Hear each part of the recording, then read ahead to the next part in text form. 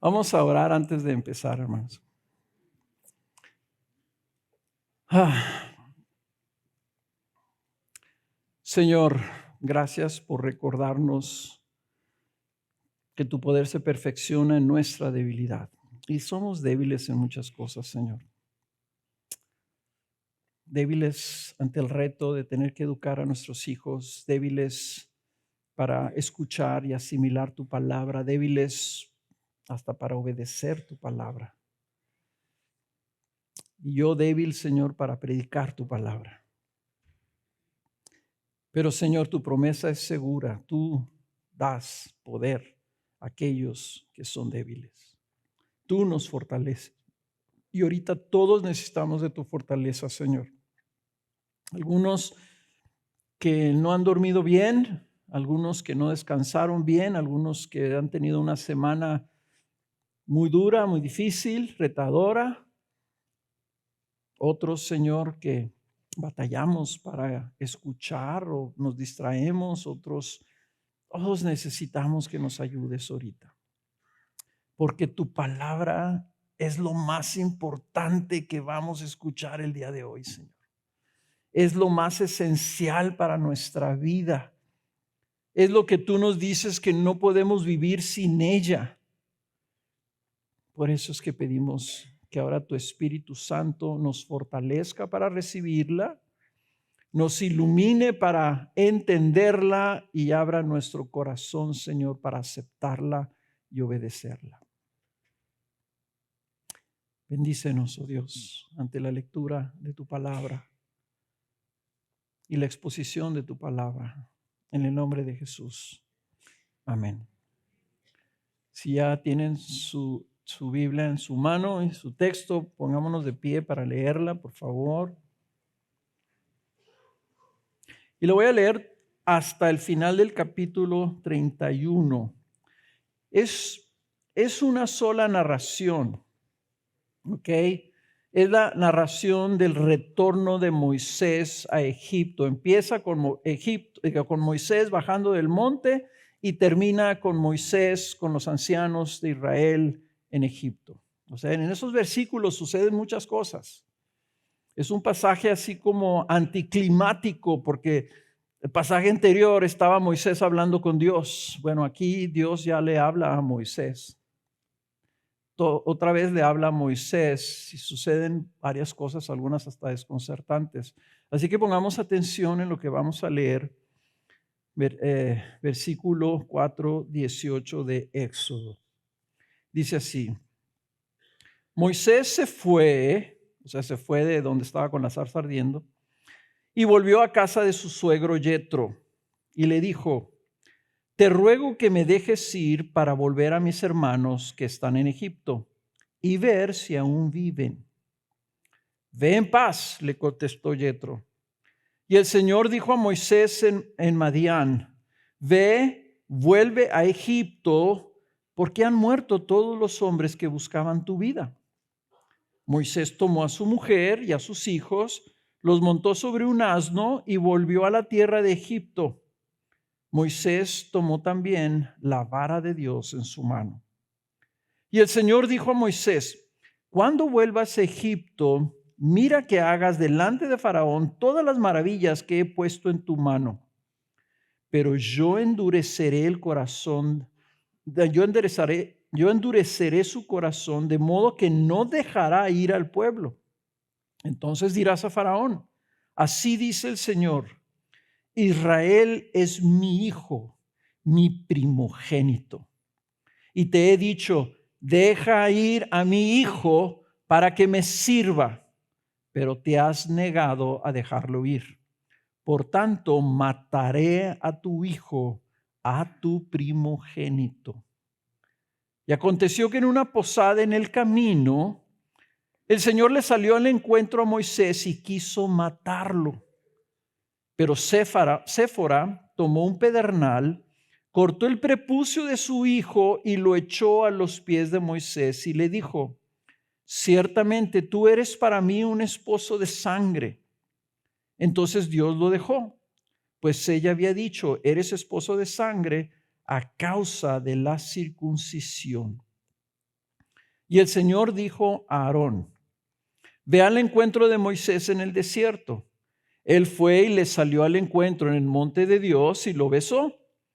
Moisés contó a Aarón todas las palabras del Señor con las cuales le enviaba y todas las señales que le había mandado hacer. Entonces fueron Moisés y Aarón y reunieron a todos los ancianos de los israelitas. Aarón les habló todas las palabras que Dios había hablado a Moisés. Este hizo entonces las señales en presencia del pueblo. El pueblo creyó. Y al oír que el Señor había visitado a los israelitas y había visto su aflicción, se postraron y adoraron. Esta es palabra del Señor. Pueden tomar asiento.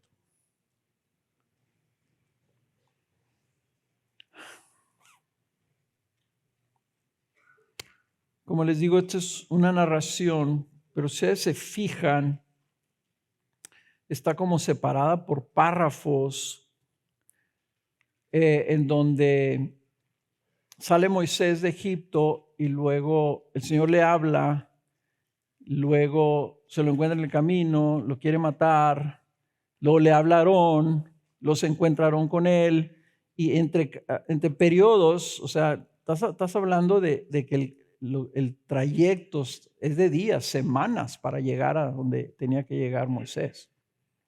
Pero está contado así, un poquito quebrado, ¿verdad? Y interesantemente, tiene mucho este texto, ¿verdad?, que explorar. Entonces mi reto va a ser poderlo tratar como una sola narrativa, siendo que hay también varias cosas muy importantes que tenemos que notar. Vimos la semana pasada que Moisés se encuentra con Dios en la zarza ardiendo, y aquel pastor de ovejas y cabras, ahora el Señor lo llama que sea el profeta y libertador nacional.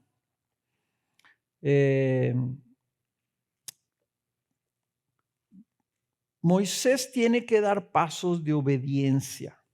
Moisés sale de ahí, de esa zarza, de ese encuentro con el Señor, y no necesariamente baja entusiasmado diciendo: qué suave, el Señor va a liberar al pueblo, me ha mandado a mí, va a hacer grandes obras, va a hacer grandes milagros, voy a estar ahí al frente, en el mero punta, donde el Señor va a estar llevando a cabo su obra maravillosa para rescatar al pueblo.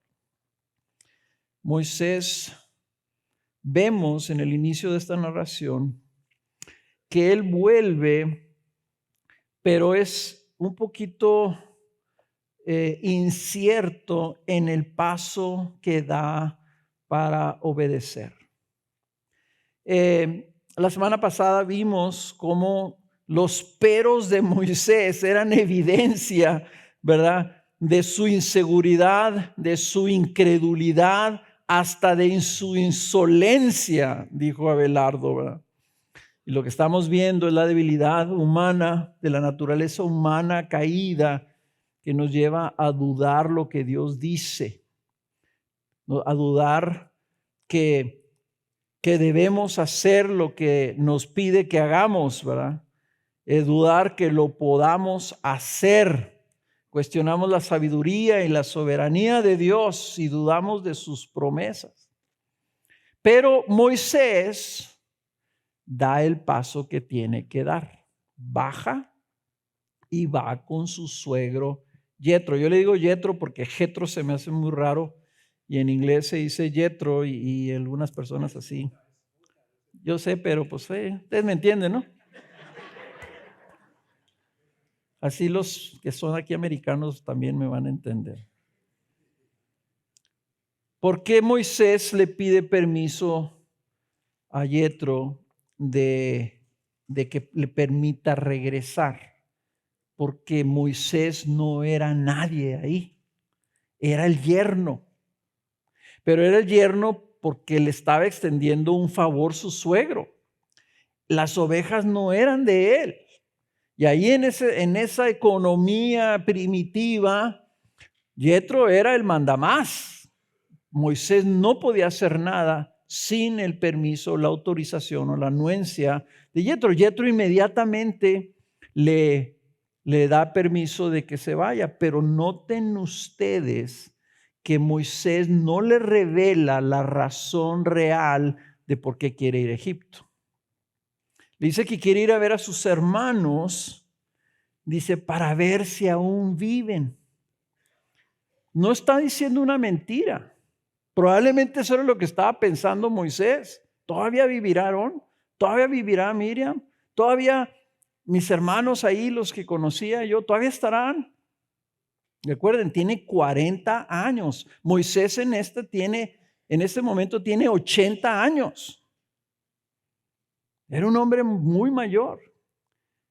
Pero no le dice nada de la zarza. No le dice que Dios habló con él. No le dice que él ha enviado allá porque tiene que hablar con Faraón. ¿Por qué no le dice? ¿Acaso Moisés tenía temor que si le decía a Yetro le iba a decir, no, pues vete tú, pero no te lleves a mi hija y no te lleves a mis nietos, ¿verdad? Porque te van a matar de todas maneras. Pensaba que si le dice su suegro, le hubiera dicho que ¿qué? ¿Que Dios te habló de una zarza que ardía y tú le creíste? ¿Que tú, Moisés, que tienes 40 años cuidando mis chivas, vas a ir a liberar a todo un pueblo del país más poderoso de la tierra? Entonces, ¿qué le dice? Le dice, déjame ir, a lo mejor todavía viven mis hermanos, quiero ir a ver a mi familia. Está bien, vete. Vemos de nuevo, esa naturaleza humana, ¿verdad? Que camina con incertidumbre en lo que Dios le manda que debe hacer. Pero es interesante que inmediatamente que le dice Yetro, ve en paz, dice el versículo 19, y el Señor dijo a Moisés. No necesariamente en ese momento, no creo que le haya hablado cuando estaba hablando con Yetro, pero en los preparativos, en algún momento, Dios ahora le habla, ya no hay zarza. Ya Moisés escuchó la voz de Dios y ya sabe escuchar la voz de Dios y el Señor le habla y le dice, los que procuraban tu muerte ya no están. Entonces, si Moisés estaba dudando en lo que debía hacer, tal vez ahora el Señor hablándole le puede animar un poco más. Leía a un pastor que dice, tal vez está ahí inmediatamente puesto como para que supiéramos la razón por la que Moisés se va a llevar a su esposa y a sus hijos. Tal vez si Moisés esperaba que iba a encontrar oposición o que Faraón lo iba a meter a la cárcel, tal vez no se hubiera llevado a su esposa y sus hijos. Pero al saber que ya no era perseguido, tal vez eso fue. No sabemos, pero era algo que lo iba a alentar. Si Moisés tenía miedo, ya era un miedo menos que tener. Y vean, el Señor no le reclama, hey, ¿por qué no le dijiste a Yetro? ¿Por qué no le dijiste que ibas a liberar? ¿Por qué no le dijiste que hablaste conmigo? ¿Por qué no le dijiste que yo soy el que te mando? El Señor no le reclama eso, sino lo alienta. Y lo alienta de una manera que esta escena del Señor hablándole a Moisés apunta a Jesús. ¿Saben por qué apunta a Jesús? Porque vemos nosotros en Mateo 2 que el Señor le dijo a José que se llevara al niño y a María su madre a Egipto porque Herodes lo quería matar, ¿verdad? Como querían matar a Moisés. Y después de un tiempo le dice un ángel a José, regresa porque los que querían matar al niño ya no viven.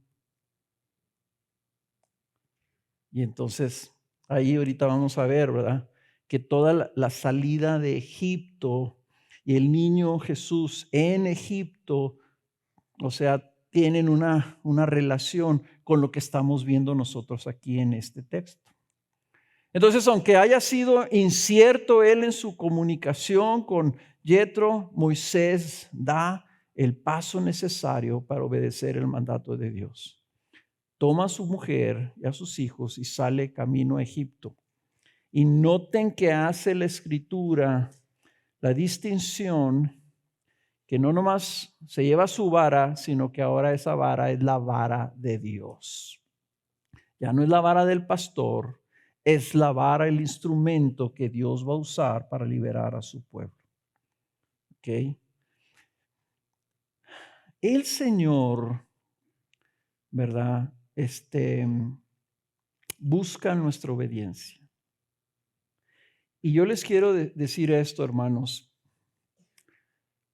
Cada paso que nosotros damos en dirección de esa obediencia es algo que el Señor ve con agrado. Entonces, por ejemplo, si tú te peleaste con tu mujer y sabes que le tienes que pedir perdón y el Señor está poniendo esa carga en tu corazón, ve, pídele perdón a tu mujer.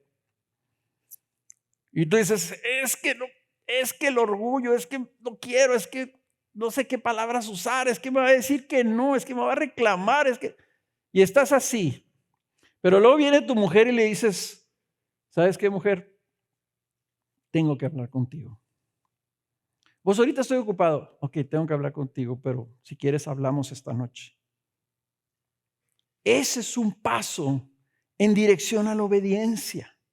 Y es un paso que Dios va a bendecir.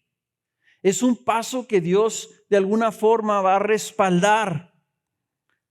Este paso, ¿verdad?, en dirección a hacer la voluntad de Dios es evidencia de que nuestra fe está actuando, aunque sea imperfecta.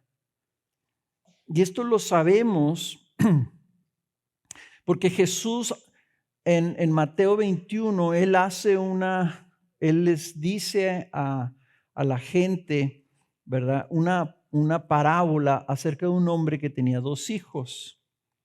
Entonces va y llega con su primer hijo y le dice, hijo, ve y trabaja en la viña. Y el hijo le responde, no quiero. Pero le dice Jesús, pero después se arrepintió y sí fue. Y luego llega con el otro hijo y le dice lo mismo, hijo, ve a trabajar a la viña. Y el segundo le dice, claro, papá, sí, cómo no. Yo voy ahorita inmediatamente. Pero no va. Entonces le dice Jesús a la gente, ¿quién de los dos obedeció o hizo la voluntad de su padre? Todos dijeron, obviamente, el primero. Entonces, para el Señor que estaba tratando ahí con Moisés y estaba, Señor, pues es que yo no sirvo, es que yo no hablo bien, es que vaya otro conmigo, que usa a alguien más, es que no me van a hacer caso, es que ¿qué les digo? Pero al final bajó, habló con Yetro y se agarró a su familia, la subió en un burro y se encaminó a Egipto. ¿Ven? O sea, lo que él está buscando, hermanos, no es algo superficial. No es que nosotros digamos, sí, sí, Señor, tú sabes que te amo. Lo que él está buscando es nuestra obediencia. Es que hagamos lo que él nos pide que hagamos. Entonces, el Señor vuelve a hablar con Moisés y le revela y le recuerda la misión y lo sigue preparando de antemano para que cuando esté ahí enfrentando a Faraón y enfrentando las plagas y enfrentando todas esas cosas, no se sorprenda, no se desanime, ¿verdad? Especialmente que no se desalarme y desanime cuando vea el endurecimiento de Faraón. En Éxodo, ¿se fijan ustedes ahí en el versículo 21? Dice, pero yo endureceré su corazón de modo que no dejará ir al pueblo. el Señor. Aquí la duda, ¿verdad?, que debemos de tener o que nos brinca es cómo que el Señor mismo endureció el corazón de Faraón para que no dejara ir al pueblo. ¿Puede Dios hacer eso? Y la respuesta es, claro que puede. El Señor puede hacer lo que Él quiera. Y algunas personas batallan con eso diciendo, no, es que entonces si el Señor endurece a Faraón, pues entonces Faraón no tiene la culpa. Fue el Señor el que lo endureció.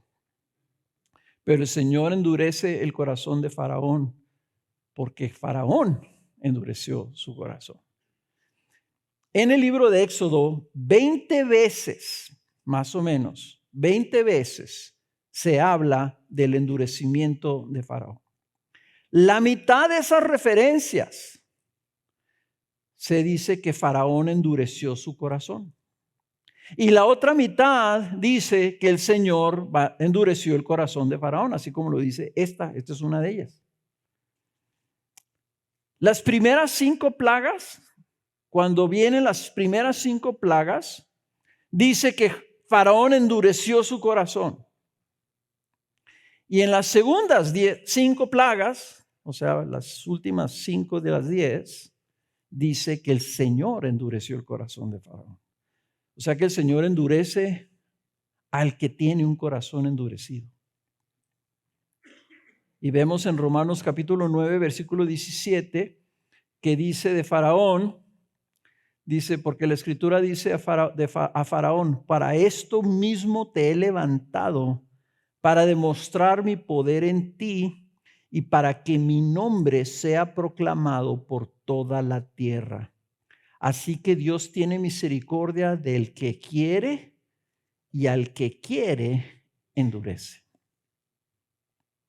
Hermanos, yo no quiero pasar de esto, aunque vamos a estar hablando mucho del endurecimiento de corazón, si lo vamos a ver todas las plagas y todo lo que hace Faraón, ¿verdad? Pero sí quiero traer esta advertencia, porque aquí hay personas que han endurecido su corazón para con Dios.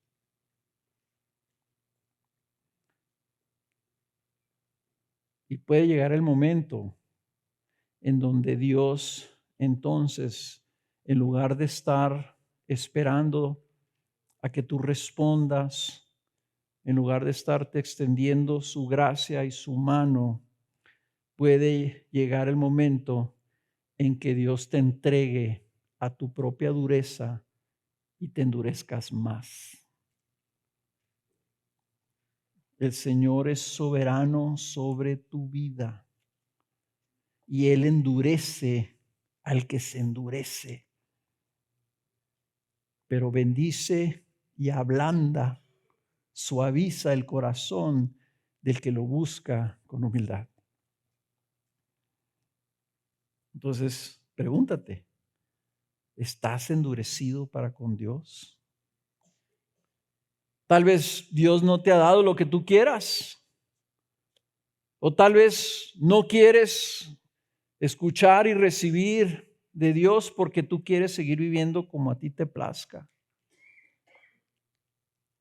Pero no dudo que haya personas aquí que están aquí, cada domingo vienen y cuestionan lo que están escuchando. Cuestionan la palabra de Dios. Critican lo que se está diciendo. Critican lo que Dios reclama de ellos. Juzgan o se quejan de Dios. Y dicen, yo no estoy de acuerdo, porque si Dios fuera así, entonces haría esto, pero quieren un Dios que sea como ellos quieren que sea. O tal vez veremos después, ¿verdad?, que Faraón le pide señales a Moisés para creer. Y aún así no cree. Tal vez estás diciendo, pues si Dios quiere que yo lo sirva, que me dé esto, que haga aquello, que me devuelva mi matrimonio, o que haga primero este milagro, o que me sane de esta enfermedad. Esos son señales de un corazón endurecido para con Dios. Por eso cuando Jesús hace la parábola de los 2 hijos, uno le dijo, sí voy, y no va. Su corazón está endurecido. y les dice a la gente, les dice a los fariseos y a los escribas, a los que estaban ahí escuchando, le dice, por eso los recaudadores de renta y las prostitutas, dice, van adelante de ustedes, entran primero, porque ellos saben que necesitan de Dios. Y el que está endurecido es alguien que piensa que no necesita de Dios y que está en una posición para juzgar a Dios, para quejarse de Dios, para reclamarle a Dios. Pero esta advertencia, esto que vamos nosotros a ver en Éxodo acerca del endurecimiento de Faraón, es una advertencia para ti si tú estás en esa posición. Si tú no estás viniendo con un corazón deseoso de que Dios te hable, de que Dios se revele a tu vida, con un corazón abierto a responder, con un corazón que viene a buscarlo a Él, entonces tu corazón está endurecido. Y Dios endurece al que Él quiere endurecer. Y un corazón endurecido por Dios, hermanos, no va a ser ablandado. Va a ser destruido, como fue destruido Faraón, y lo vamos a ver, ¿verdad? Por favor, humíllate. Humíllate en humildad. Y no quieras que Dios te convenza. Dios no necesita. Él es Dios. Y es un Dios que vino a buscarte. Eso debe ser suficiente para ti.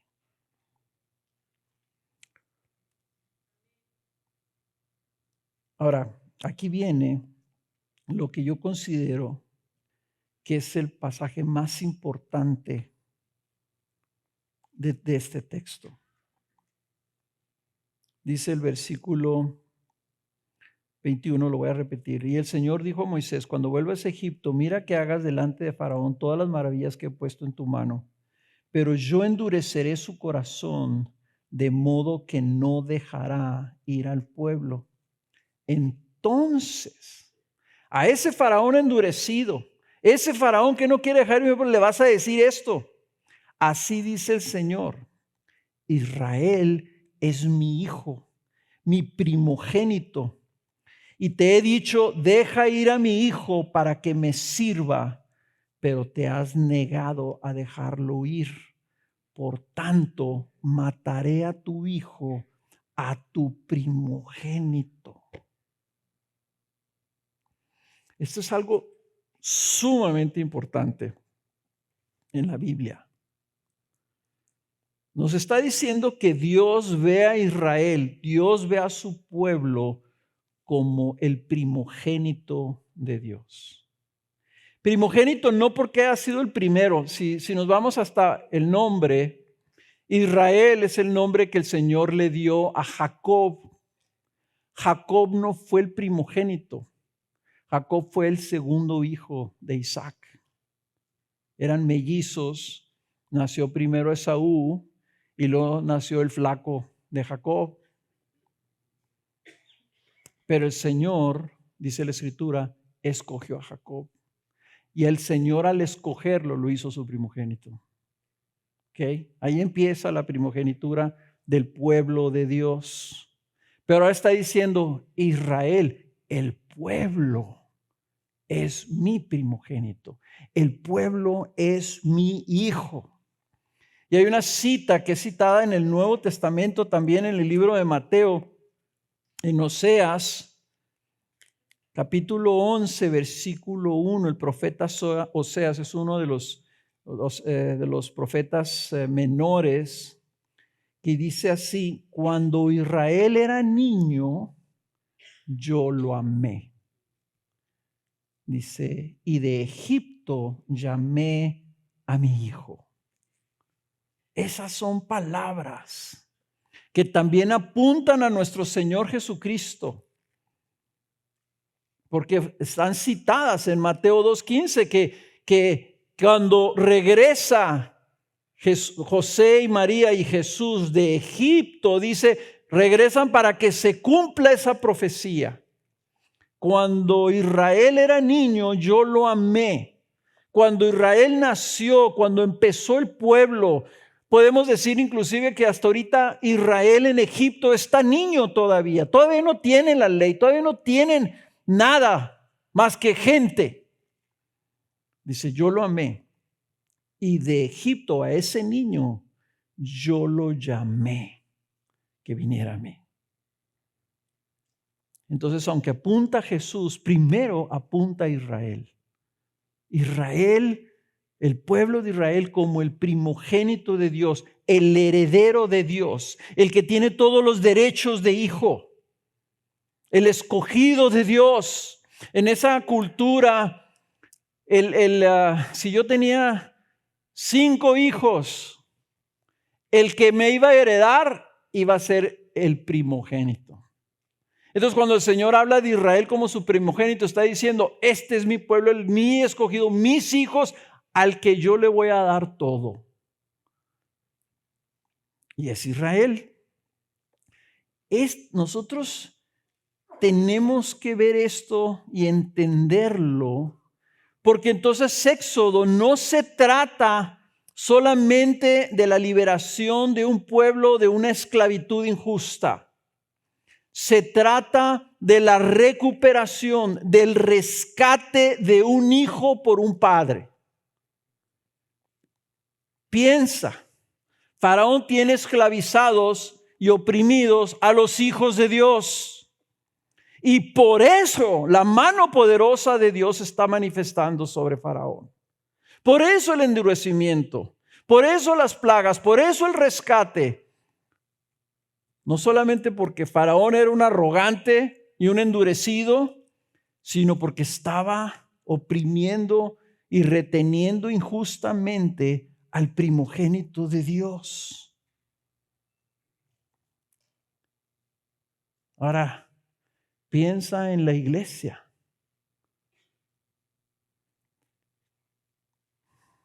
Piensa en la iglesia y piensa en la iglesia como el Hijo de Dios.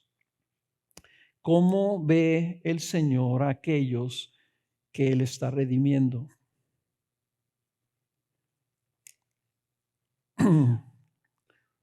Hermanos, yo siempre he pensado que la cosa más horrible que yo pudiera vivir en esta tierra sería el secuestro de mi esposa o el secuestro de mis hijos. Yo he estado involucrado con algunos secuestros de vecinos y de gente conocida y yo veo el sufrimiento. Un conocido de nosotros, un amigo de mi papá, le secuestraron su hija durante la guerra aquí. Y después la encontraron en una de esas tumbas clandestinas con una serie de cuerpos. Ahí estaba el cuerpo de la hija. Hasta el momento, muchas personas cuando secuestran a sus hijos, lo que quieren es cuando menos saber si todavía vive o si ya murió. Porque es un tormento horrible eso. Yo estaba leyendo, yo no sabía, ¿verdad?, que estaban sucediendo esas cosas en Estados Unidos también. Y una niña de 14 años allá en el estado de Nueva York, que la secuestraron unos tipos, la agarraron de la calle para traficarla sexualmente. El padre nunca se dio por vencido después de un par de meses de estarla buscando. No sé ni cómo, no he sabido la historia, cómo fue que se enteró que la tenían escondida en un barco, en una lancha. Y la habían dejado sola, encerrada, y la encontró, la rescató, y ahorita creo que llevan como 8 o 9 personas arrestadas en el caso. Me pongo a pensar, secuestran a tu hija. ¿Cómo experimentas eso tú como padre? ¿Cómo duermes? ¿Cómo comes? ¿Cómo vas al trabajo? No puedes. Y el Señor le está diciendo a Faraón, Israel, es mi primogénito y tú lo tienes secuestrado. Y le dice, deja ir a mi pueblo. No es una sugerencia. Le está reclamando la vida de su pueblo. Y esa es la iglesia para el Señor. Este es el gran tema. Es la mega narrativa de Éxodo, pero es el gran tema de la Biblia. Dios ama a su pueblo como un padre y quiere que sus hijos vivan con Él. Quiere que sus hijos estén con Él. Quiere que sus hijos habiten con Él. Y Dios ve a su iglesia como sus hijos, rescatados del pecado, del mundo, de la muerte. Y Él quiere tanto el rescate, la recuperación de sus hijos. Quiere tanto su iglesia con Él que estuvo dispuesto a dar su primogénito a cambio. ¿Se fijaron ustedes en ese principio de la primogenitura con Faraón? Deja ir a mi pueblo o yo mato a tu primogénito. Ese principio lo aplicó el Señor a sí mismo, por nosotros. Yo quiero mi iglesia. Yo quiero mi iglesia como mi primogénito, como mis herederos, para que vivan conmigo como deben estar conmigo para siempre. Primogénito por primogénito. No más que en lugar de ser el primogénito de Faraón, fue el primogénito de Dios, que fue muerto en una cruz, entregado por Dios para que fuera muerto, para que nosotros pasáramos a ser los primogénitos del Señor. Entonces, este no solamente es el tema de Éxodo, es el tema de toda la Biblia.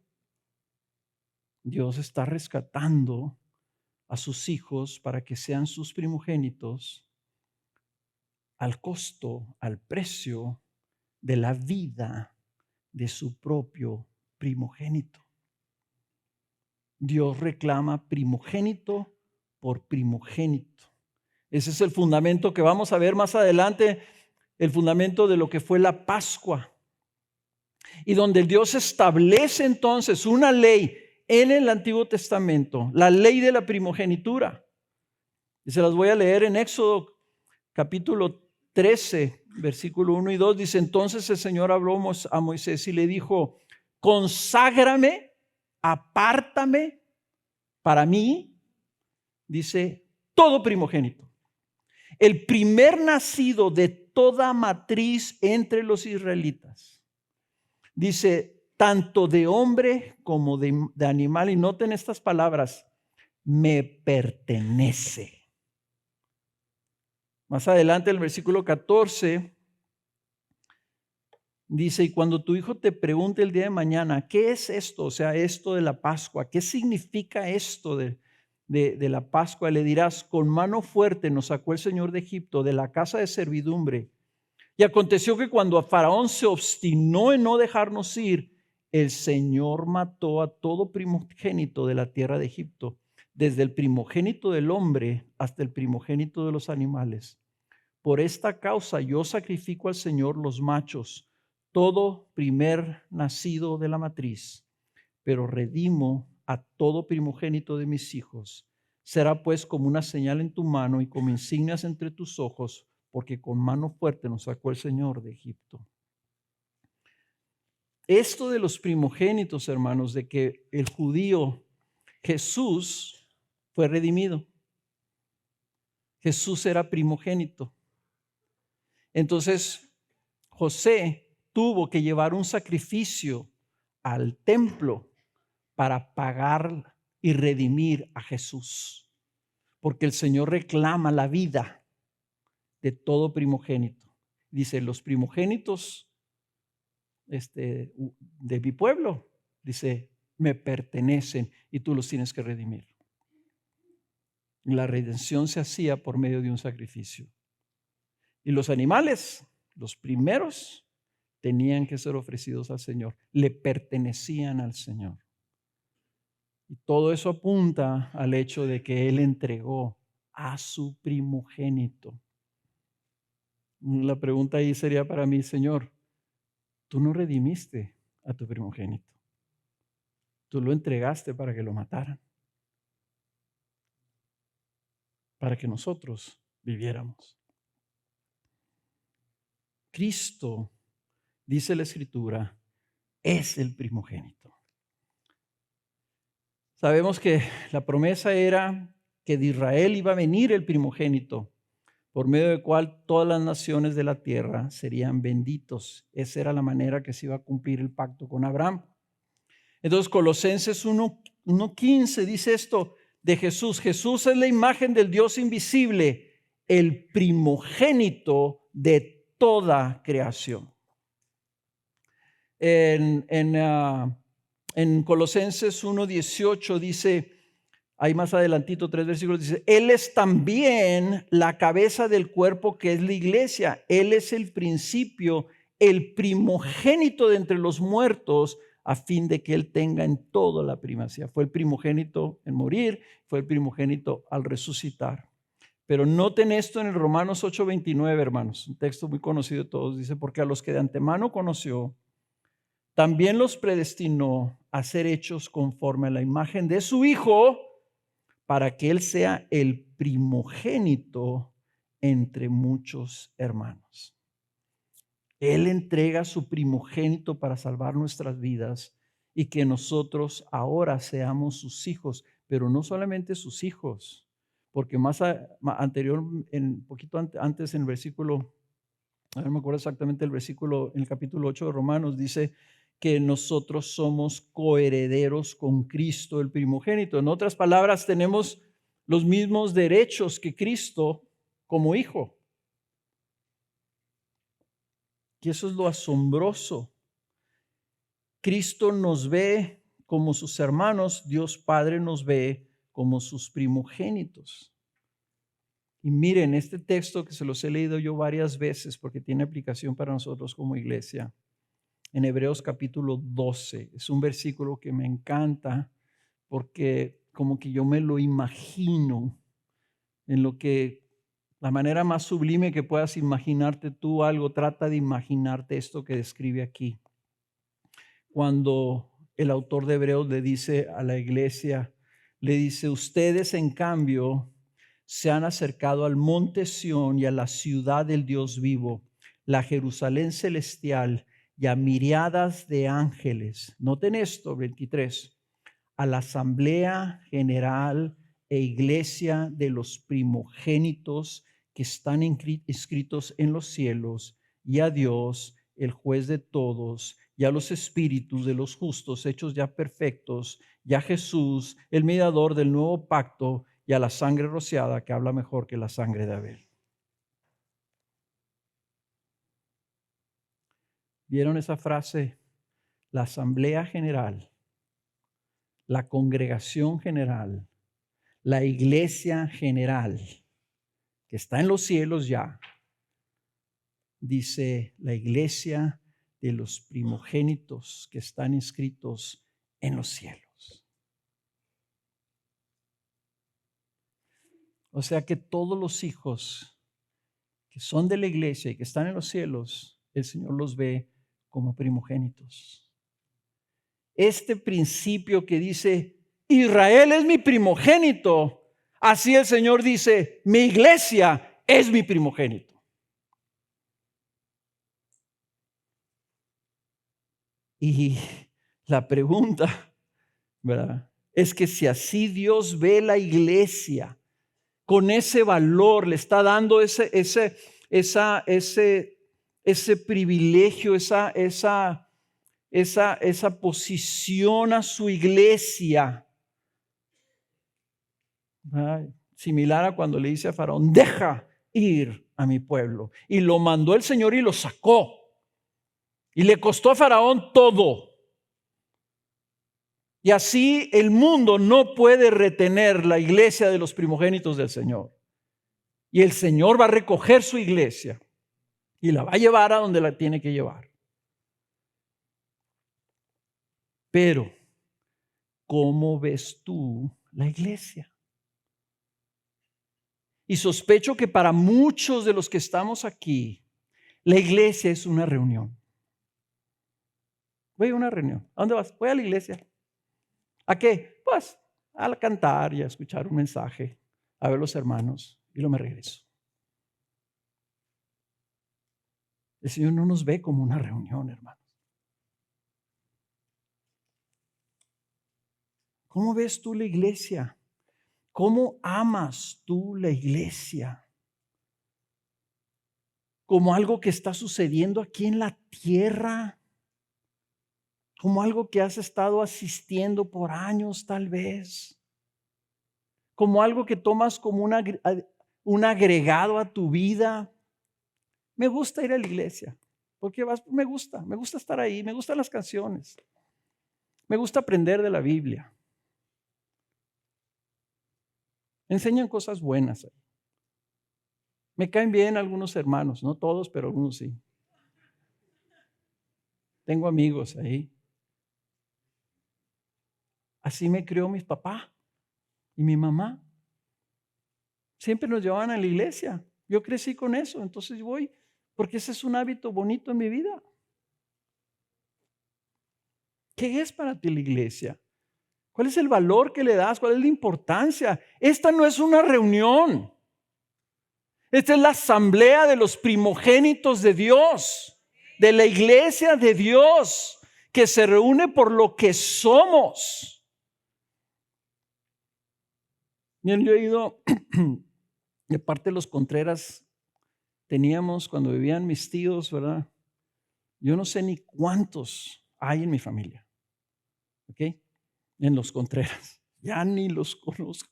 Ya veo sobrinas mías y de hijas de mis primos y ya tienen hijos, ya están casados, o sea, mis sobrinas son abuelas. Ya no sé, el libro genealógico son hojas y hojas y hay Contreras en Alemania y hay Contreras en Estados Unidos, hay Contreras por todos lados. Y luego la familia de los Álvarez están en León. Y también, si ni los conozco, mi hermano Sergio más o menos sabe cómo se llaman y todo, de las primas de mi mamá, son un chorro. Cuando nos hemos querido juntar, tenemos que rentar un lugar. Cuando nos reunimos en León hace unos años, rentaron un salón abierto de un club ahí que hay, ¿verdad? En León. Eran 125 personas. ¿Saben qué es esto? Es el lugar que el Señor tiene que rentar para que nos podamos reunir. Esto no es la iglesia. La iglesia es esa que describió ahorita en Hebreos 12, la que el Señor está viendo y cuyos nombres están anotados en el libro de la vida. Los que le pertenecen a Dios, que se reúnen para celebrarlo a Él y para escucharlo y para buscarlo y para honrarlo y para que nos hable y nos diga cuál es su voluntad para que luego salgamos nosotros a vivir como la iglesia de Dios, en obediencia y en honor a Él. Esa es la iglesia. Entonces, cuando yo escucho a alguien que dice, ay, fíjate que no pude ir a la iglesia, porque es que me cayó visita unos familiares que vinieron de fuera de la ciudad, entonces no pude ir a la iglesia. O sea, es así como que no pude ir al cine, ¿verdad? Me cayó gente y pues no pude ir. O se me ponchó el carro y no pude ir. O sea, fíjense cómo esas expresiones se refieren a la iglesia como un evento que sucedió de 11 a 1 y entonces no pude asistir. Pero al cabo lo voy a ver en el YouTube. ¿Tiene algo eso de semejanza con la asamblea de los primogénitos de Dios?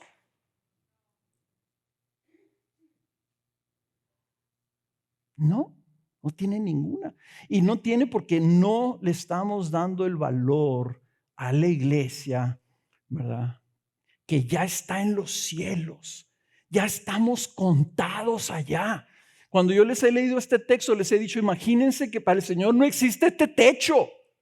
Está abierto desde aquí hasta los cielos y está el Señor sentado en su trono y están la miriada de ángeles y están los hermanos que ya se nos adelantaron ahí y estamos nosotros. No más que nosotros estamos en la tierra, pero para el Señor esa distancia no importa. Él está viendo su iglesia, la de sus hijos, sus primogénitos. En donde estamos tú y yo, si tu nombre está escrito ahí, tú eres parte de esa primogenitura. Entonces el no poder asistir a la asamblea, el no estar presente cuando viene el Señor a ver cómo están sus hijos. Eso es lo que es.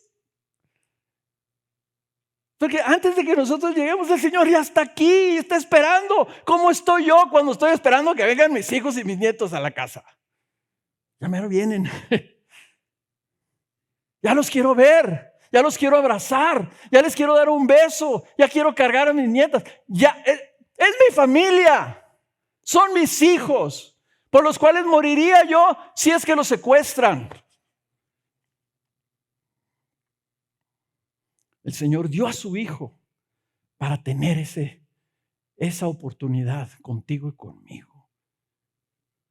Cuando vienes, está aquí el Señor esperándote para verte, para abrazarte, para bendecirte, para alentarte, para fortalecerte, para alimentarte, hasta para corregirte. Esto no es un evento, esto es vida, esto es familia, esto es el Señor y lo que Él está formando, porque un día, hermanos, Dios nos va a conceder probablemente que nos podamos reconocer, ¿ok? Allá en el cielo. Entonces vamos a entender, así que esto era. Y entonces esas excusas que a veces usamos para no asistir, no participar, como que eso no es para mí, ¿verdad? No, pues están anunciando esto. No, pues sí, pero déjame ver a ver si puedo o no, si tengo tiempo o no tengo tiempo. No, la iglesia de Dios es algo precioso para Él que luego nosotros debemos cuidar, debemos proteger, debemos amar, debemos servir, debemos colaborar todos para estar unidos en amor, viviendo para la gloria de nuestro Señor, sabiendo quiénes somos. Ahora, me estoy insistiendo mucho esto porque se me hace que es importante que entendamos cómo veía el Señor a su pueblo para que luego podamos digerir un poco mejor lo que el Señor hace con Moisés en camino a Egipto.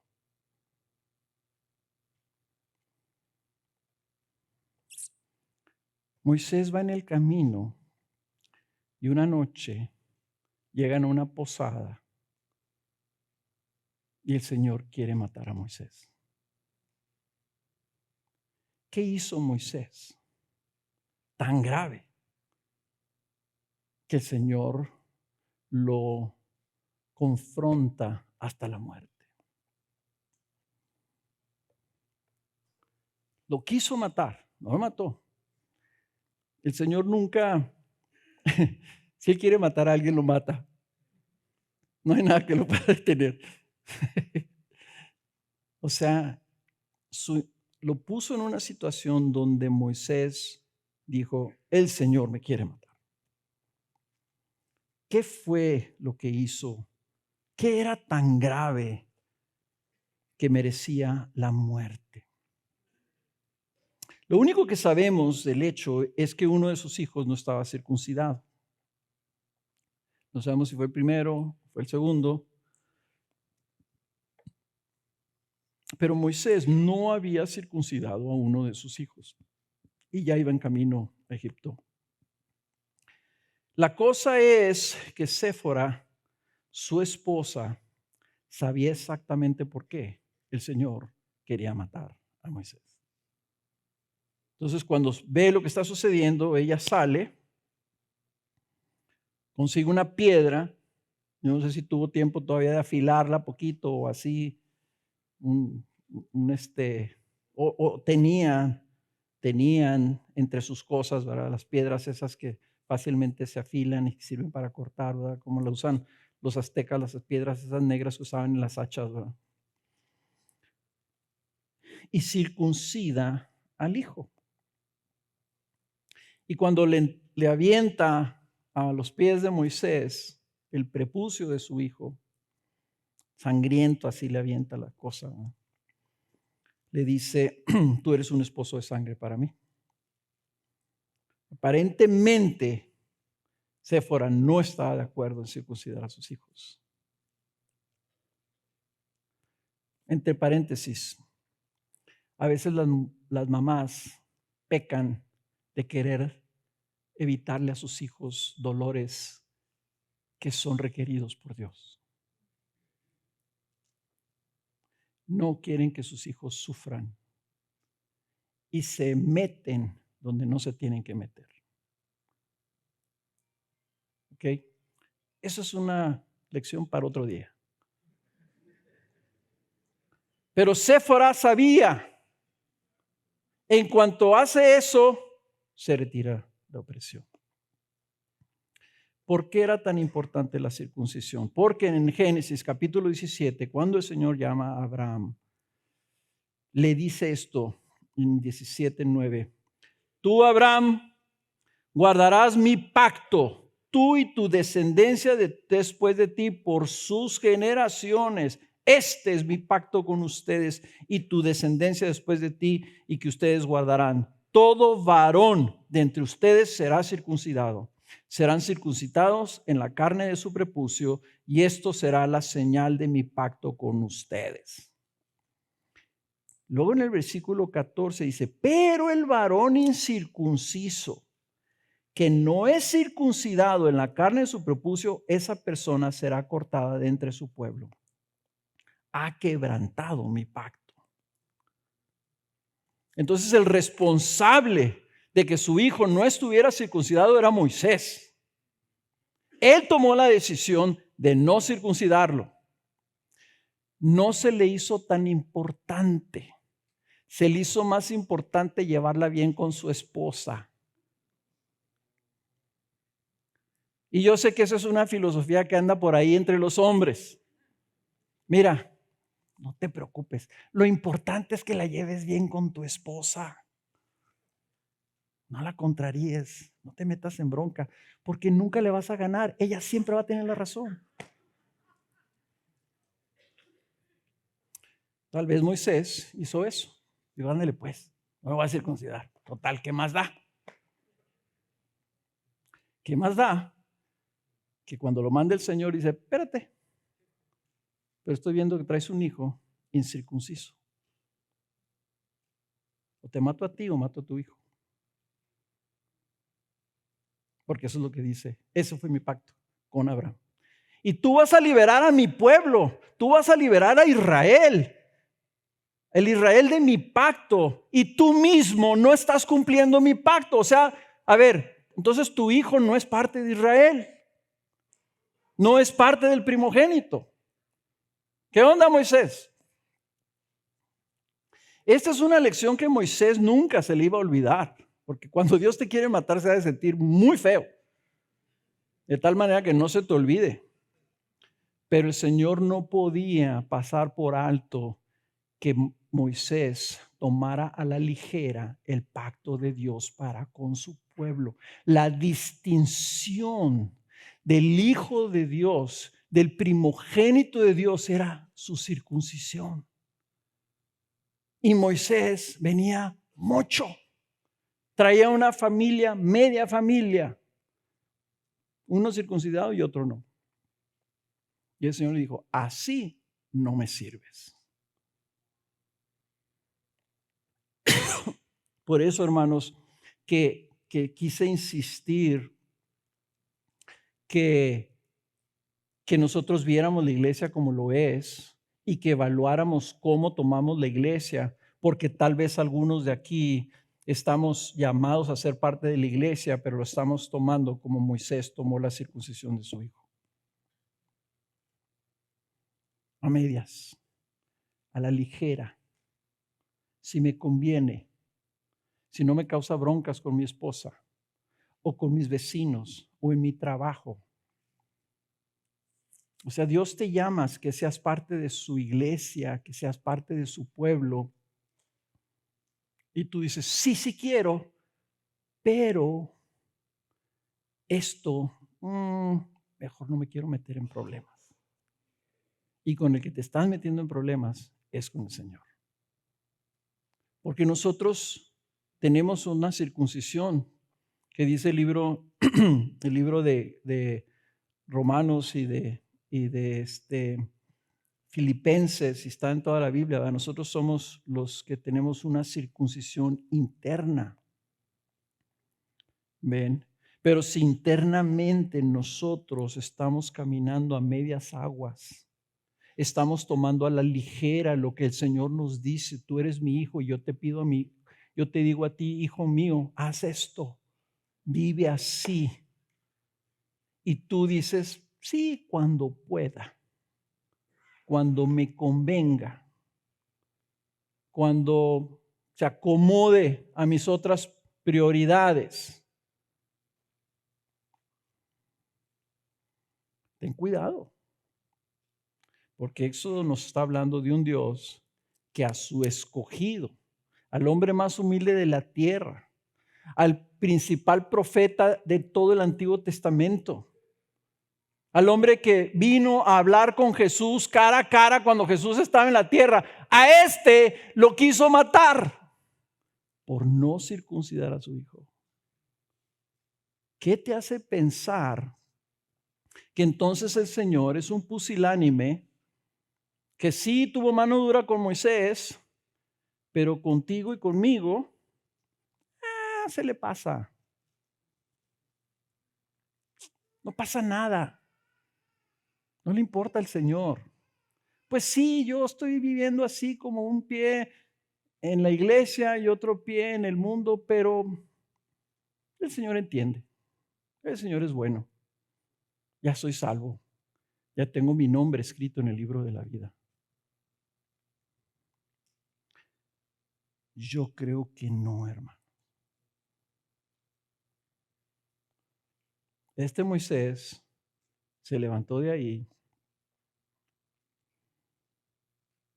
se encontró con Aarón, que el Señor lo mandó, que también es significativo, porque el Señor no le dijo, te voy a mandar a uno de los israelitas que es buenísimo para hablar. Es un cuate que tiene una gracia. Bueno, hasta el faraón lo quiere. Ese cuate te voy a mandar para que sea tu vocero. Dijo, no, le voy a hablar a tu hermano. Entonces, efectivamente, Moisés le dijo a Yetro, voy a ver si todavía viven mis hermanos. Y el Señor le dijo, si viven, y viene uno a buscarte, tu hermano mayor, y él va a estar contigo durante todo este tiempo, y entonces te vas a acordar que tú eres parte de una familia judía. Tú eres parte de Israel. Duraste 40 años en la casa de Faraón y 40 años en el desierto, pero tú eres parte de mi pueblo y tu hijo lo tiene que saber. Y tú lo tienes que saber. Y tú tienes que amar a este pueblo y tienes que ver por este pueblo y tienes que sufrir y llorar por este pueblo como yo lo amo, como mi primogénito. Y Aarón, su hermano, vino y vio que estaba vivo. Y él, la caminata hasta Egipto, la caminó con su hermano. En ese trayecto se acordó Moisés que tenía hermanos. Y cuando llegó allá, llegó con los ancianos, sus hermanos. Y habló con ellos a través de Aarón. Pero habló con ellos y les hizo las señales y ellos creyeron. Y lo dice, cuando ellos escucharon esto, dice, entonces se postraron y adoraron a Dios. Y me encanta que no dice que los ancianos se postraron y adoraron a Dios, sino todos los que estaban reunidos, incluyendo Moisés, incluyendo Aarón. Entonces, pasó de ser este pastor solitario en el desierto, cuidando chivas, pasó a ser ese, ahora al final del texto, ¿verdad? Dice, el pueblo creyó y al oír que el Señor había visitado a los israelitas y había visto su aflicción, se postraron y adoraron. Y ahí estaba ya Moisés,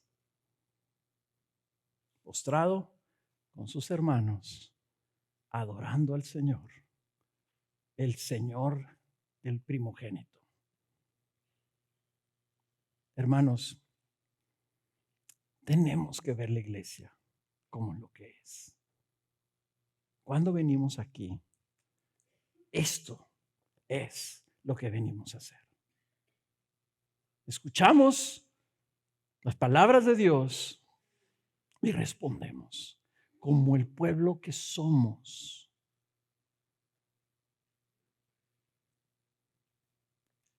Vamos a ponernos de pie.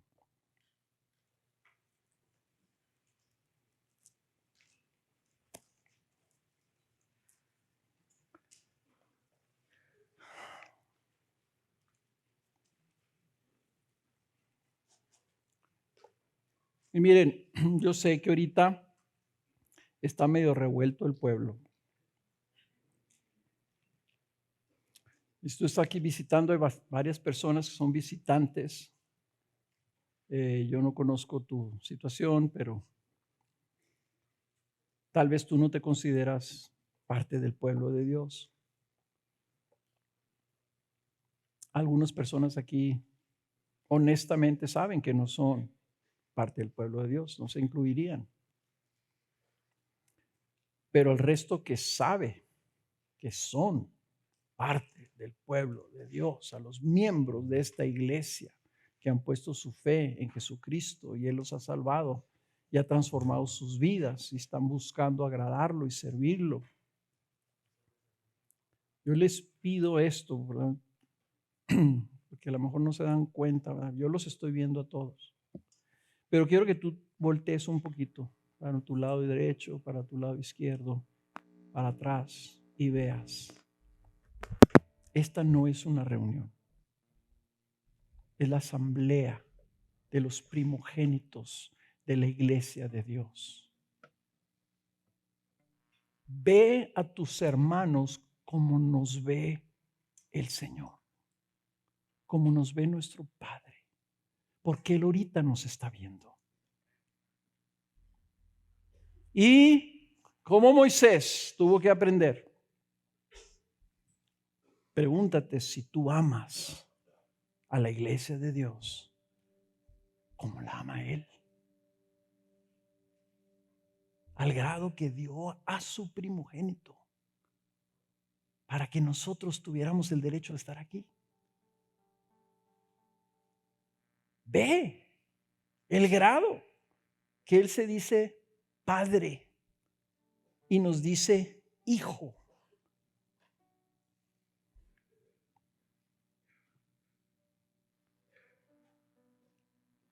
Vamos a orar.